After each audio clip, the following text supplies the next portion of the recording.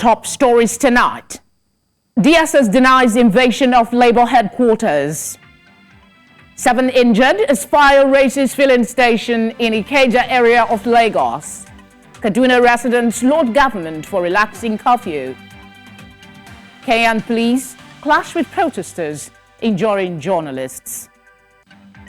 Thank you for joining us. I'm Felicity Ezewike. Let's begin by telling you that the Department of State Services has refuted reports claiming that its officers had raided the headquarters of the Nigerian Labour Congress in Abuja.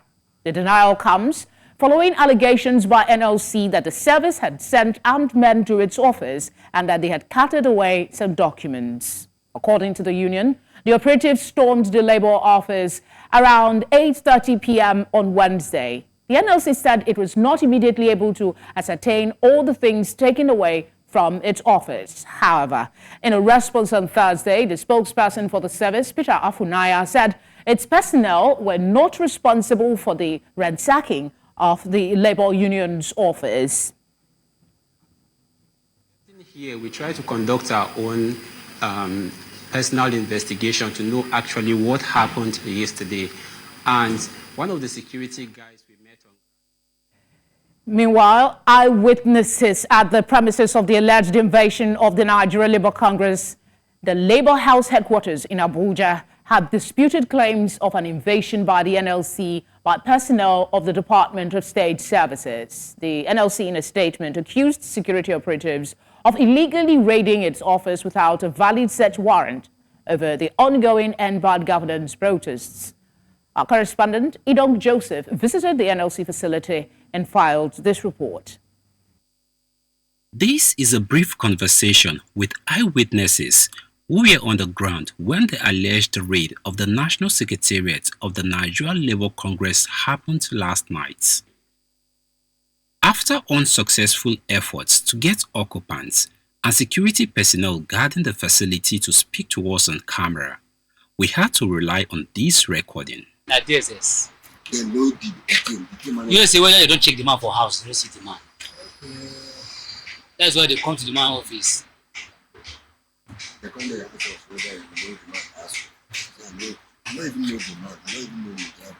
A white guy, where is that white guy? That was what he said, was asked. Contrary to the statement that the NLC had issued this morning, saying that it was its office. News Central Television crew made another effort to get the NLC to respond to its press release, stating that their National Secretariat was ransacked, alleging that the invading security operatives claimed they were looking for seditious materials used for the #EndBadGovernance protest. The General Secretary of the NLC explained to us their side of the story. They should. Why, if they knew that it was an individual using it in that place, what were they looking for at the 10th floor? 10th floor is occupied solely by Nigerian Labour Congress. That's where both the General Secretary and President stay. We had closed and gone home. They went and abducted our security man from the 10th floor, took him to the 2nd floor at gunpoint, and then kept him to watch them smash and cut away things. So what do you expect us to say? So we should bring out the red carpet for them or drums. While the NLC is insisting that the DSS was responsible, the Department of State Services, through its X handle, denied the allegation. People that came there in the night, you want me to go to where people came to visit in the night when I have gone? With the kind of equipment and facilities they brought, we don't have that capacity. Until they come out and say what they have done, and then tell the world that the place is safe for us, we won't go there now. The case in question becomes another fallout from the #EndBadGovernance protest, which is expected to end on August the 10th. In Abuja for News Central, I am Idong Joseph. The ongoing nationwide End Bad Governance protest no doubt has affected economic activities and left tales of both the rich and the poor. In this report, News Central correspondent Austin Azu focuses on how the exercise has affected market men and women in Port Harcourt, the Rivers State capital. Days ago, a viral video surfaced on the social media where protesters gave stern warning to marketmen and women in Port Harcourt to lock their shops throughout the remaining days of the ongoing nationwide End Bad Governance protest in the state and join the movement. The warning came with threats. Everybody living in River State, tomorrow, next tomorrow, the other day after next tomorrow, there is no shop that is opening. Everywhere is shut down. Though the protesters in the oil-rich Niger Delta state were seen on the roads and streets, until suspected thugs invaded them on day 7 at the Federal Secretariat. Meanwhile, how has business become for these marketmen and women in Port Harcourt since the protest started in the States? My business, see my cooler now, I see full and drinks full inside. I need a first sell. I know it's sell again. If you manage sell 5,000 before, now you don't even carry 1 naira go house. So. You understand? The thing truly affects me. If the protest that affect our business well. My brother, the protest don't crumble my business. Right from day one, when this protest starts. For the first day, I don't even come out. Second, I don't come out. As I come out, before 12 o'clock, we close. Then say, come, then they come, we run, go house. The same day, up to today, say, see where my market day, see where I can stand. Just to the look main road. I know nothing we do again, I beg. More can help us, I beg. As they do our business now, they go like they go before. Everything just they cost. At the same time, go on self, they know they even... They open shop, meet up on time. The business just they go somehow, we just they manage them, they do anyhow we see, we collect and like that. As the hashtag End Bad Governance protest enters day 10 and the last day, the hunger protests have been suspended by many states following the nationwide broadcast by President Bola Tinubu. In Port Harcourt, for News Central, Austin Azu. As to give more update on the situation in Rivers State is our correspondent Austin Azul. Austin, good evening and thank you for joining us. A lot of pain being expressed there about how it is impacting business for traders. What is the latest since you put this report together?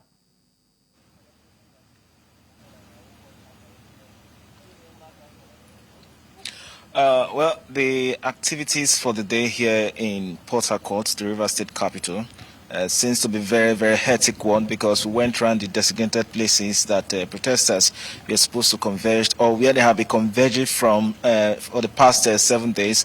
But due to the evictions yesterday, and they couldn't converge again in those designated areas.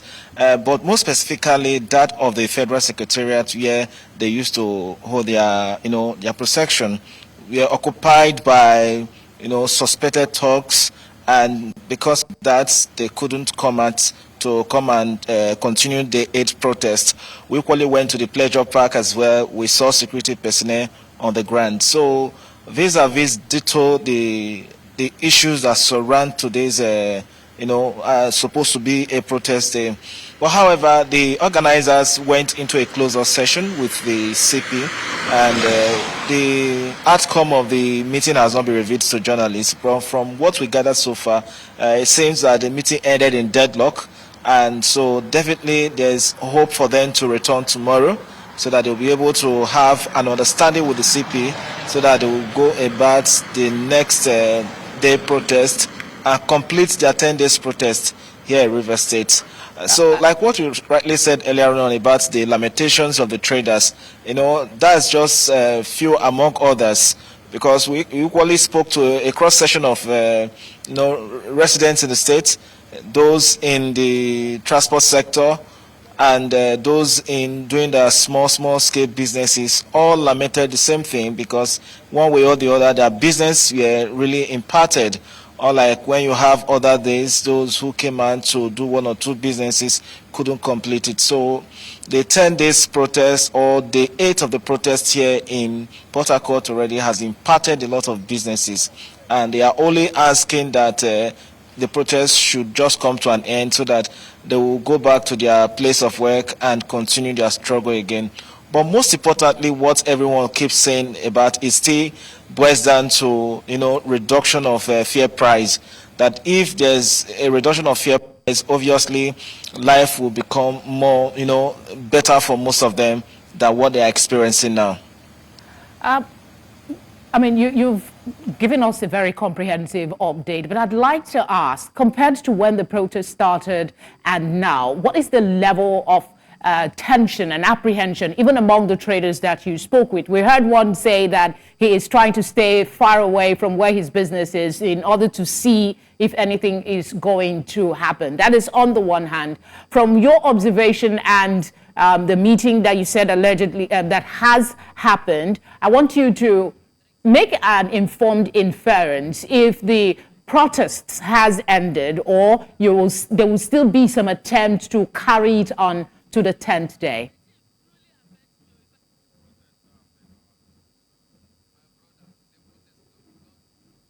That will be determined from tomorrow, because the conversations between the organizers and the security agencies, they have still be ongoing. So definitely whatever be the outcome will definitely justify if the protest will continue or not. Okay, but there's a part that you missed, the part about tension. The tension has abated compared to when the protest started. I just wanted you to confirm that.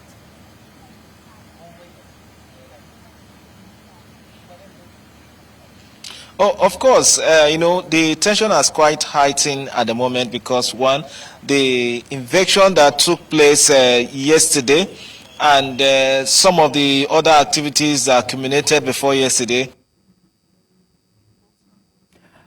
Okay, we've lost Austin, but I think we get a picture of the situation in Rivers State. Thank you very much, Austin, for the good work you've been doing. Now, to other parts. One of our top stories tonight. Activities have returned to normal in Kaduna State, northwest Nigeria, following the easing of the 2-day curfew recently imposed by the state government. Some residents blamed the recent violence witnessed in the state during the End Bad Governance protest, saying they hope there is no repeat. News Center's Emmanuel Bagudu reports. Ahmadu Bello Way and the Kaduna Central Market back to life after shutting down for 2 days. The citizens of Kaduna State can now go ahead with their normal businesses following the relaxation of the curfew by the governor, Ubasani. Now the citizens have confessed that they have learned their lessons and will learn to protest in peace so that they avoid any situation that will make them go back to their homes as a result of curfew. A lot of people have opened their shop. People are going out. Even then, I came here to buy some of the items, some of the food items. So everything now is successful now. I'm really happy because, a movement have continued, means of economy have continued, everything have continued in the right way. Even to eat in the house, in fact, it's too terrible. But now that we get more relief now, people can move out. Anybody that can use Okada or do many things to get a daily something to feed his family, he can be going to his work now. Some of the residents acknowledge the fault of some of the protesters whose alleged act of violence and looting made the state government to impose the curfew. Kullum da aka ya zama mana kamar darasi kenan. Matasan mu kanana wayanda suke yara abin da suke ba su kyauta ba. To amma yanzu da muka dawo kaga ya kamata mu koyi karatun tanatsu. A gaskiya ba su kyauta ba. Su san cewa kamar yanda suke ganin sun ɗibi dukiyan wasu akan ba su da shi. To haka duk wani wanda suke ganin yana da wani abu a dacin shi na yana da mataki ne kamar su abe da komai har ya nema. Da haka abinsa ba na gwamnati ba ne. I am feeling very very happy. Ina jin daɗi sosai. Ba don komai ba saboda zaman nan da muka yi na gida gaskiya mun ji a jika domin Allah. Duk da dai an yi abin da ya kamata. An yi hakan ne saboda gwamnati san halin da talakawa suke ciki. But amma hakan da muka yi an yi daidai wani wurin kuma za a ce ba daidai ba. Ta wurin da ba daidai ba matasan mu gaskiya sun yi sata. Kamar mu yanzu kananan 'yan kasuwa a ce ka zo ka kasa kawai a zo a kwasan ma kaya kayan nan namu ba na gwamnati bane, namu ne saboda muna yi ne mu samu mu rufa mu junan mu asiri. The 24-hour curfew earlier imposed in the state had really affected livelihood and other businesses. It is expected that lessons have been learned and citizens will respect the current restriction of movement from 8 to 6 p.m. so that the state will return to its normal shape. In Kaduna State, for News Central, I am Emmanuel Bagudu. Emmanuel joins us now for more update. Emmanuel, good to have you on tonight. How are residents of Kaduna and Zaria coping with the new order of 6 p.m. to 8 a.m. curfew? Yes, they are coping very well, and in fact, they are very happy that, of course, the curfew is relaxed. Of course, even though there's a restriction of movement, but they are very, very happy that they have returned back to their businesses, even though within a limited period of time. But of course, the body language, you had the package you sent. Most of the reporters, even though they spoke in Hausa, most of them were actually regretting why it has to get to this level.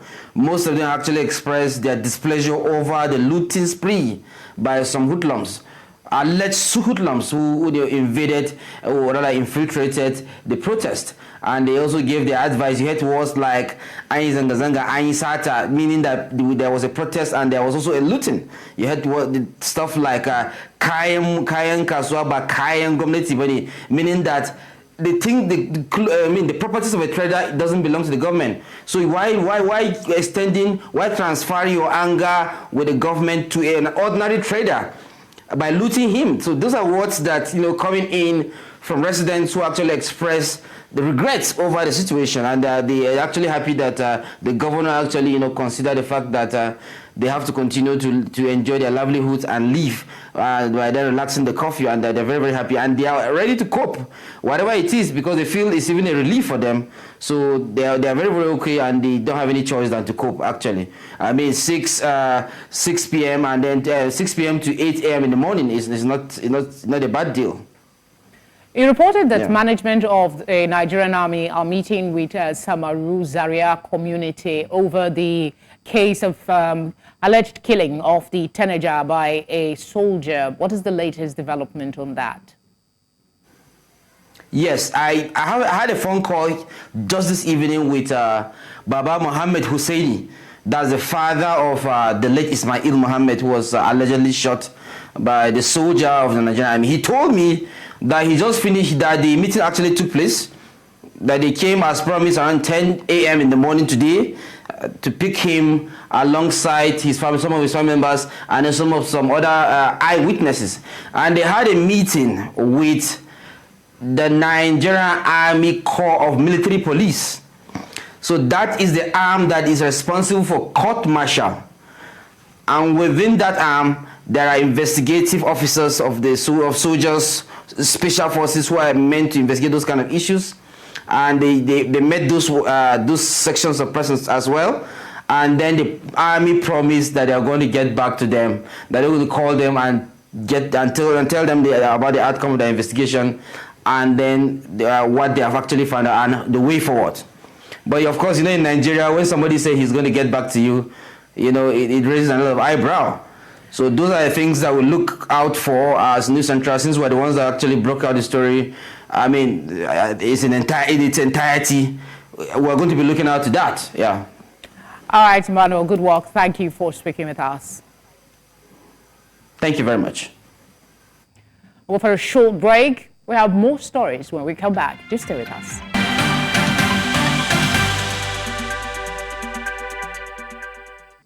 Glad you're still with us. In Plateau State, Governor Caleb Mufwang, after consultation with State Security Council, has further reviewed the curfew earlier imposed on Jos Bukuru metropolis after the unrest in some areas of Jos, the capital city. The curfew was reviewed from 24 hours to be observed between 2 p.m. to 6 p.m.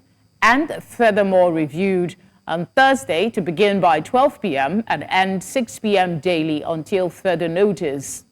Mixed reactions, however, have trailed this latest development as residents on the Plateau spoke with our correspondent, Chizoba Anyowe. She tells us more now. On August 1, the hashtag End Bad Governance in Nigeria began across the states of the Federation including the Federal Capital Territory, Abuja. Sadly, some hoodlums hijacked the movement in many states, necessitating various interventions in the affected areas. Plateau, one of the affected states, initially imposed a 24-hour curfew, which was later reviewed downwards. Most residents welcomed the development. In Plateau, it was almost taking a different dimension, and then it is necessitated the need for curfew so that lives and property can be saved. If not for the timely intervention of that curfew, the thing would have gotten out of hand and it would have caused so many devastation. But without the curfew, the incident that happened at Just North and the Buku Metropolis, it would have been escalated beyond control. So the curfew helped to curtail the situation. It was a wise decision. I believe that maybe our governor he had the intention of trying to protect the citizens. I believe for a beginning it was necessary to break down that anger, that atmosphere of revolution. Noting the hardship experienced by Nigerians in recent time, many believe that the curfew should rather be entirely lifted. Happily today, he has further reviewed it and relaxed it from 12 noon to 6 p.m. It's a good development. We hope to, by tomorrow, the Security Council would have also reviewed the situation and then bring it further down. So further protests that would generate into crisis at this point in time is not advisable. People need to move around, people need to survive, people need to look for what to eat. And with the window of time that they have opened up now, let's maintain peace so that it can be further be reviewed and then until it's eventually removed. Due to the factor of the hardship, I believe that people need enough time to be outside to hustle. You know, some people doesn't have money, some people doesn't have a meal to eat unless they will hustle during the day. Earlier in another development, Governor Caleb Mutfwang distributed some motorcycles, raincoats and boots to the various security agencies in the state to aid in combating insecurity on the plateau. And there are places that vehicles cannot go in, and even ordinary motorcycles cannot go. And therefore, in conjunction with our security heads, we have procured this first batch of motorcycles that will be used for round-the-clock surveillance. This is particularly important as we ensure that the security forces give cover to our farmers. As these measures are being intensified to bring about stability and peace, criminals are warned to desist from such vices or made to face the law when apprehended. Injures for News Central, Chizoba Anyoe. Thank you, Chizoba. Joining us to further discuss this is Public Affairs Analyst Lloyd Uku. Lloyd, thank you for joining us. The End Bad Governance protest has sparked important conversations about citizen engagement, governance, and national security. How best can the government respond to citizens' demand for change and address pressing issues like economic hardship and social injustice? Well, as you know, the country heard Mr. President speak on the current situation in the country. But I believe that Mr. President spoke without actually listening to the people. Because when he spoke, he did not raise any of the issues that the protesters had stated as the basis for the protest. Secondly, the gaslighting, the scapegoating, and the accusations flying here and there, I think those things are uncalled for. The main question that this administration needs to ask is whether the reasons for the protest are actually legitimate or not. If the answer is yes, then there's no need to gaslight or point accusing fingers at people as being responsible for funding the protest. The killing of innocent protesters and the invasion of Labour House all of those things, the Nigerian people must hold this administration accountable for, those killings, those killing of unarmed protesters and stuff like that. Any peace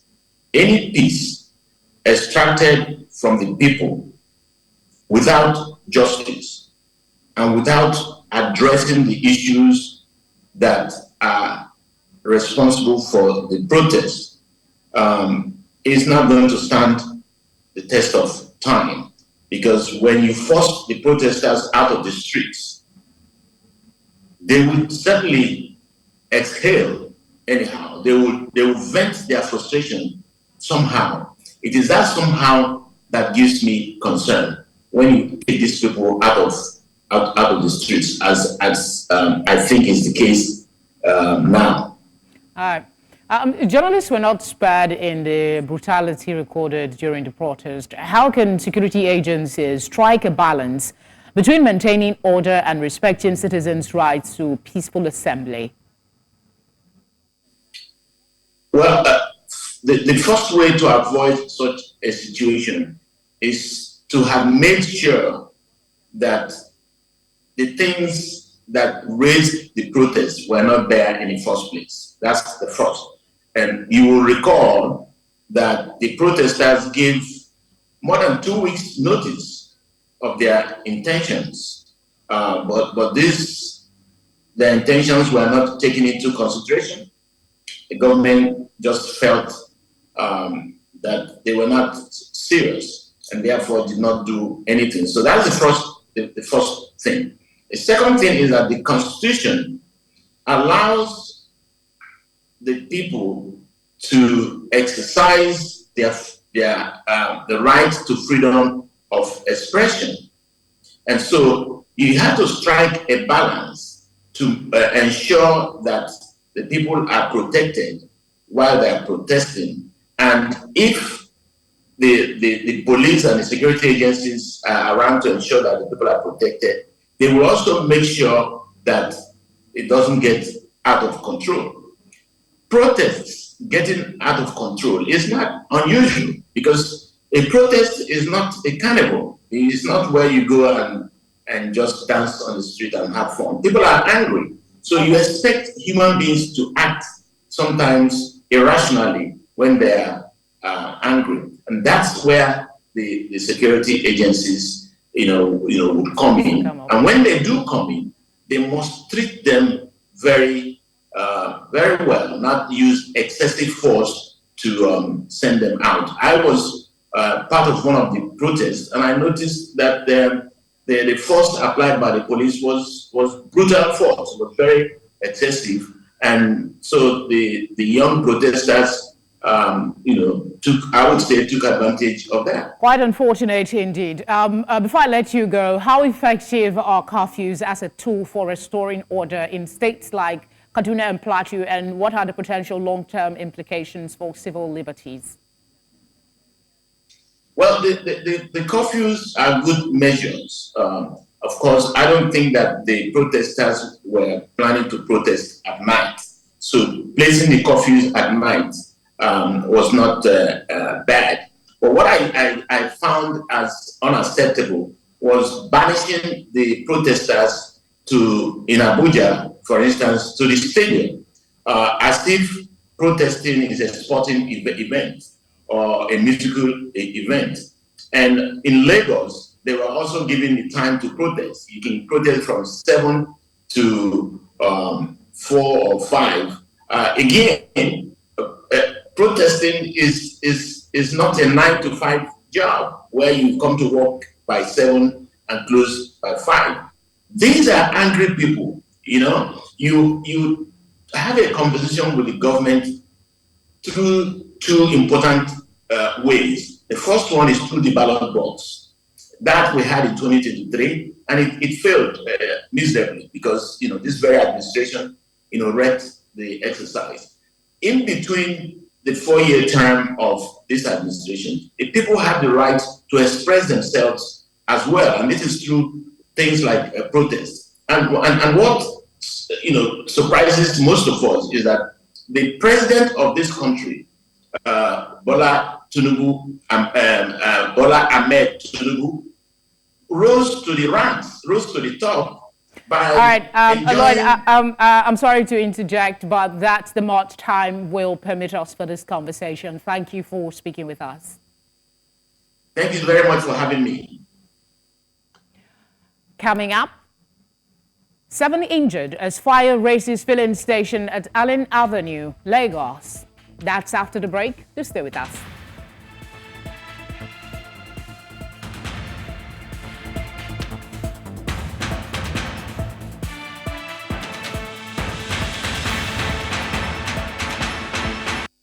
If you've just joined us, you're watching Tonight. A reminder of our top stories. DSS denies invasion of Labour headquarters. 7 injured as fire races filling station in Ikeja area of Lagos. Kaduna residents laud government for relaxing curfew. And Kenyan police clash with protesters, injuring journalists. 7 people were reportedly injured after the fire incident at the Mobil filling station at Awolowo Way, Ikeja, Lagos State. Director of Lagos State Fire and Rescue Service, Margaret Adeshi, said a gas truck was discharging its content into a surface storage tank when it ignited. According to her, several individuals sustained injuries and were transported to Lagos State University Teaching Hospital for treatment. Earlier, an eyewitness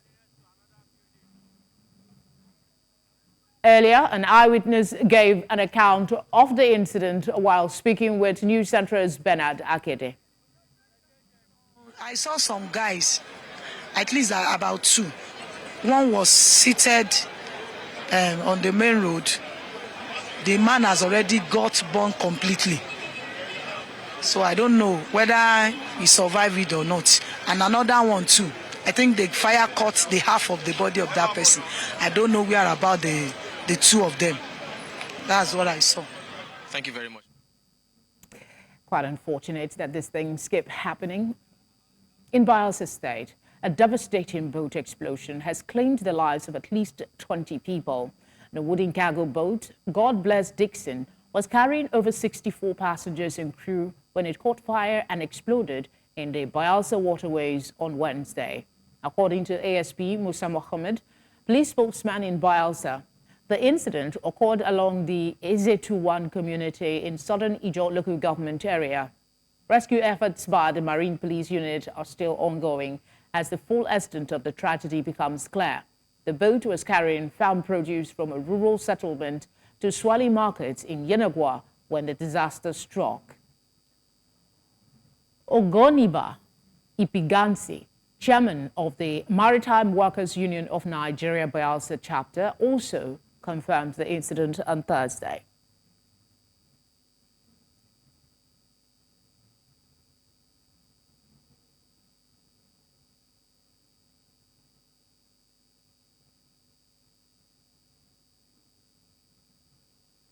Still ahead, Kenyan police clash with protesters, injuring journalists. We'll bring you details after the break.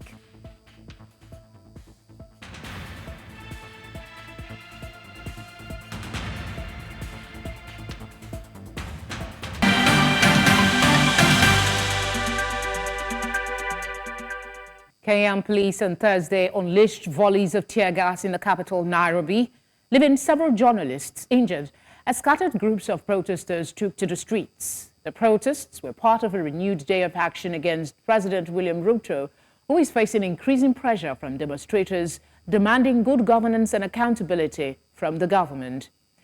Despite Kenya's reputation as a stable nation in East Africa, the country has been rocked by weeks of sometimes violent protests against Ruto's administration, now in its 2nd year.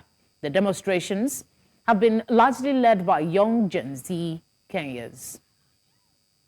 I have been out on every protest, and I wish even this protest started earlier, because we've really suffered as a country. We have some problems we could really cure as a country, but we're not taking steps to cure that, because those that are supposed to transform this country are part of the problem. So it is not in their best interest to transform the country. It is not in their best interest to kill corruption. Let's join our business desk now for today's business news.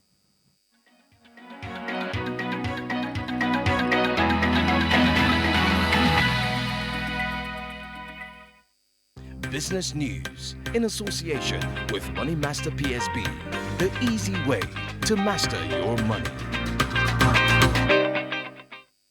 In business, South Africa's business-friendly coalition government is getting a boost with plans by Anglo-American to spin off one large subsidiary and possibly list another. Leila Furi, the chief executive officer of Johannesburg Stock Exchange, which operates the exchange, stated that these developments are set to shake South African equities out of more than a decade of topple brought on by economic stagnation and collapsing power and logistics services, even with the turmoil currently roiling global stock markets. She stated in an interview that the country's economic outlook has improved after 3 months without the power outages that have plagued it since 2008, and Anglo's plans will increase business. There are long lines for premium motor spirit, also known as petrol, in several Nigerian cities because oil marketers are still afraid and are not opening their filling stations for business. The last of the commodity under the aegis of the Independent Petroleum Marketers Association of Nigeria, IPMAN, which controls about 80% of filling stations across the country, said that the decision to close shop was because of the ongoing protests. They, however, told journalists that the queues would clear out next week, stressing that it would be so risky to open filling stations, particularly in locations where the protest had been violent. Nigerians commenced nationwide protest on August 1st, 2024, as organizers of the exercise declared that it would continue till August 10, 2024. And finally, crude oil prices held steady on Thursday after 2 sessions of gains, with growing supply risks in the Middle East offsetting demand concerns that had pushed prices to their lowest since early 2024 at the start of the week. Brent crude futures fell 8 cents or 0.1% to $78.25 per barrel by 11 o'clock GMT. U.S. West Texas Intermediate WTI crude gained 2 cents or 0.03% to $75.25. Brent had gained 2.4% on Wednesday and WTI 2.8% in a second straight session of gains as prices recovered from a sharp drop on Monday, when Brent settled at its lowest since early January and WTI early February. That's all from our business news at this time. Thank you for watching. I am Perpetua Fasama Peter. The news continues shortly.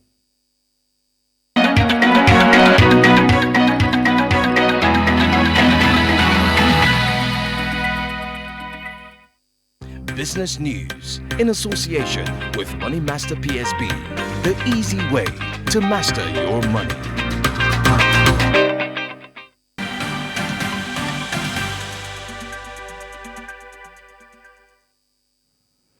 Let's join our sports desk for update on today's sporting events.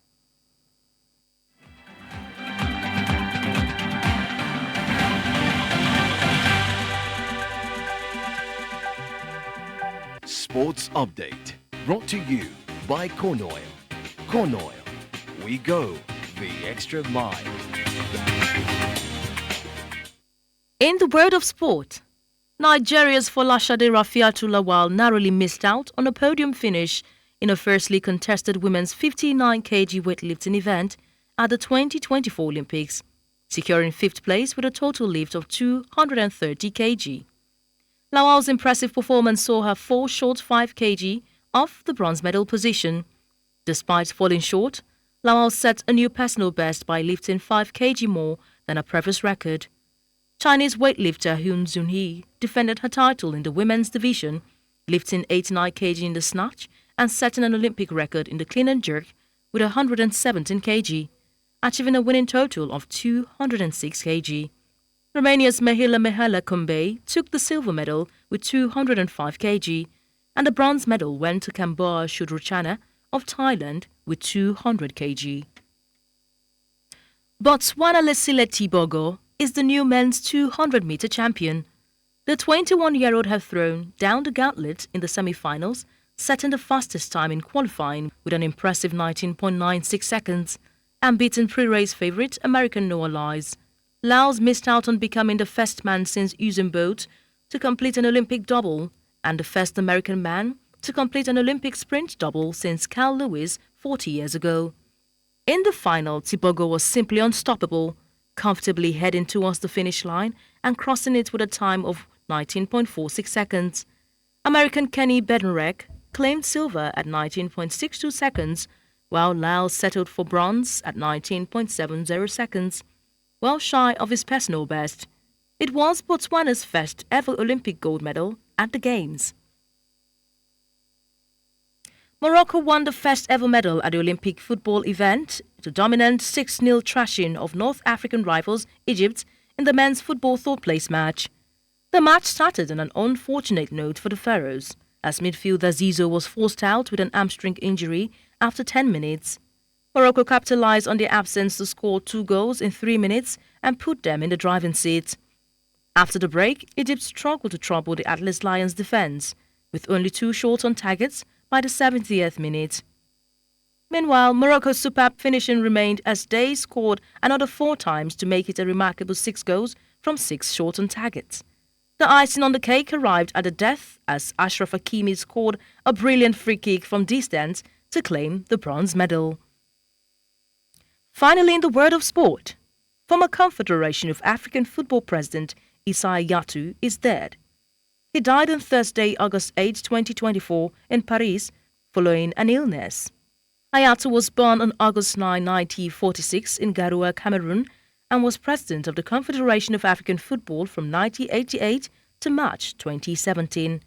Also acting president of FIFA from October 2015 to February 2016, following the suspension of Sepp Blatter. His tenure at the Confederation of African Football saw the expansion of the African Cup of Nations and the inclusion of more African teams in the FIFA World Cup. Also the strengthening of football infrastructure across the continent. May he so rest in peace. And that's it in the world of sport. I am Onyinyechi Obaro.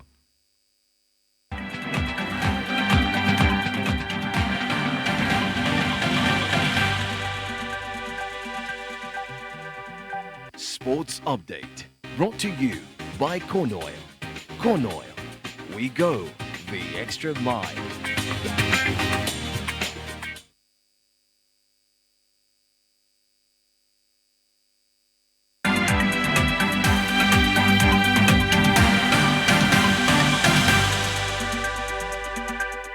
Let's now move over to our entertainment desk for the latest.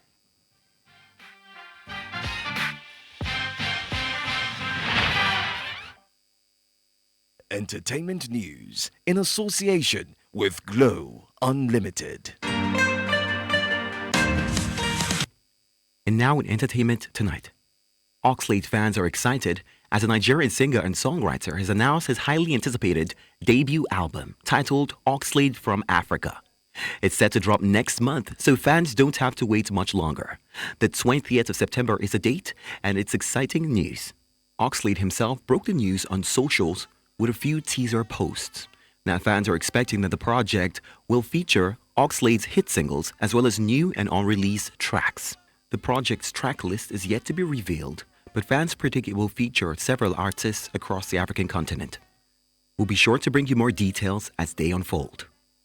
And now away from music, on the international scene, 2 men have been found guilty on all counts in connection to the murder of PNB Rock. According to Rolling Stone, Freddie Trone, who is 42, was charged with felony murder, 2 counts of robbery, and 1 count of conspiracy earlier today. A jury took less than 4 hours to decide the fate of Trone, who sent his armed 17-year-old son in Roscoe's Chicken and Waffles to rob the late rapper on the 12th of September 2022. The jury's foreperson said the panel of 4 women and 8 women determined that Trone was driving the vehicle that dropped off and picked up the 17-year-old in a surveillance footage. The footage was crucial to delivering the verdict, as Trone's defense lawyer Winston McKeeson argued that his son took his car keys to execute the murder himself. And that's all on entertainment.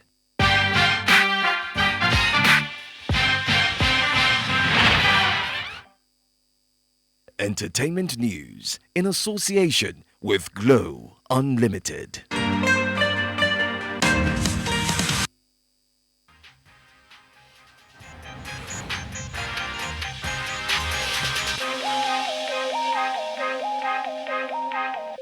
Now in trends.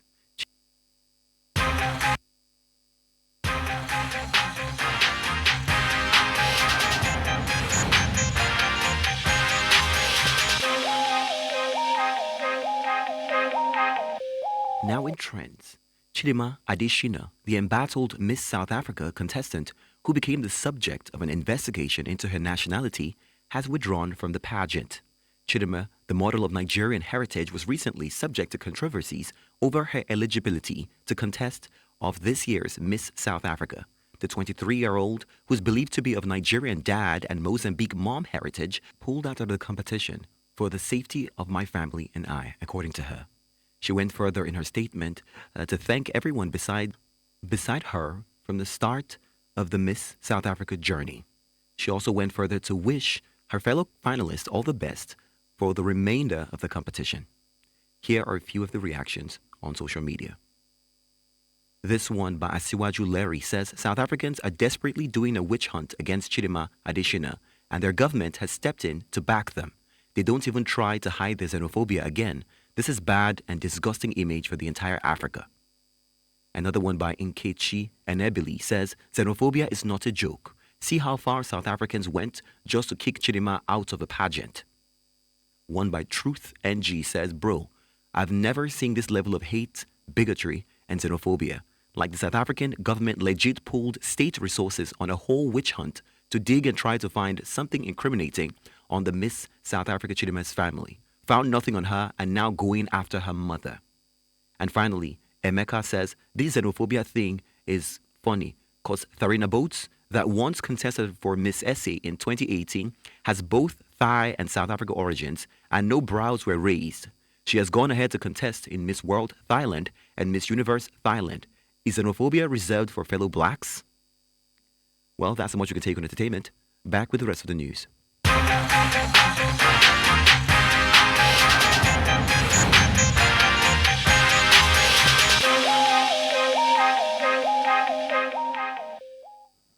And that's all tonight. But before we go, let's bring you a quick recap of our top stories. DSS has denied invasion of Labour headquarters.